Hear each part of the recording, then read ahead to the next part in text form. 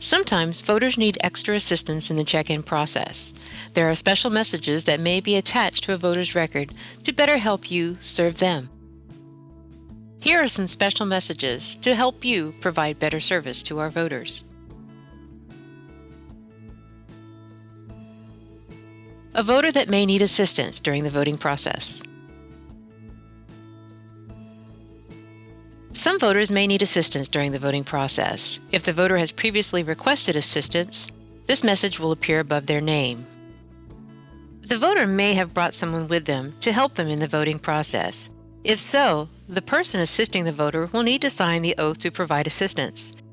Your clerk will have that form and should bring it to you.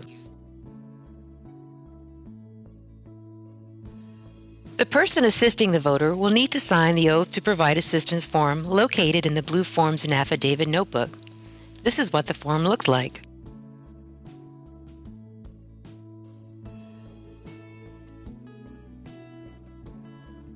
Return the form to the clerk, and it should be placed in the green Completed Forms notebook. The voter can now sign in normally.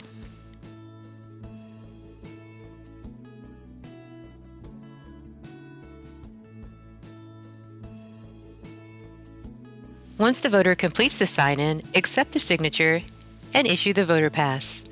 Return that with the ID back to the voter and have both the voter and their assister go to the ballot table. Check the ballot style, retrieve the correct ballot for the voter, place it into a privacy folder, and then direct the voter and their assister to the privacy booths. If a voter does not bring someone with them to assist, your clerk will appoint 2 election officials to help.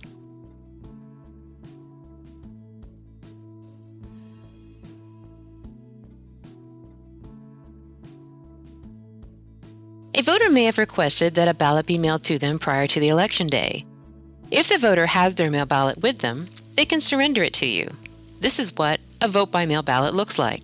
Have the voter write "void" across the envelope and give it to you. Then continue in with their check-in process. When you retrieve the voter's record, this message will appear. Simply touch "Yes" to issue a voting pass. You do not want to issue a provisional ballot.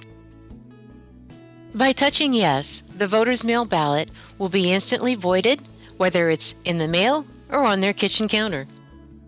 Continue the check-in process. Issue the voter pass and direct the voter to the ballot table.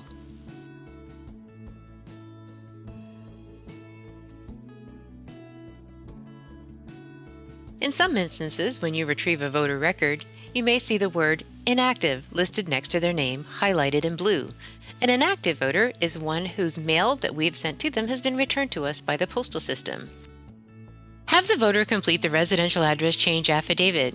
Once they've completed the affidavit, verify the information on file and make an address change if necessary. Once the voter has updated their address and signed in, their file is now active once again.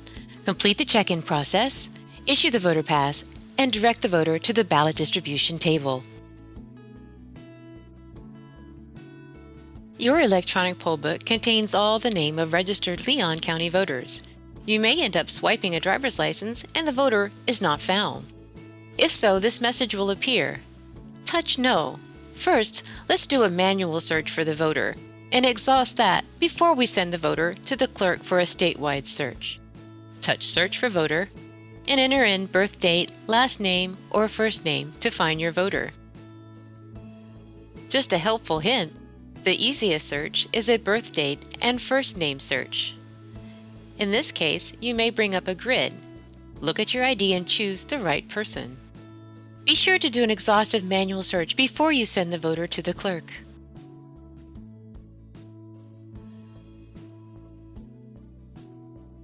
If a voter has filed to have their address protected will show beneath their name. Simply ask the voter if they need to make any update. Remember, their address is protected from public view. An ineligible voter will be noted in pink. An ineligible voter will need to be referred to the clerk, and the clerk should contact the supervisor's office.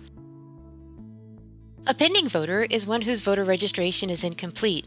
Again, refer this voter to the clerk, and the clerk should call the supervisor's office for assistance.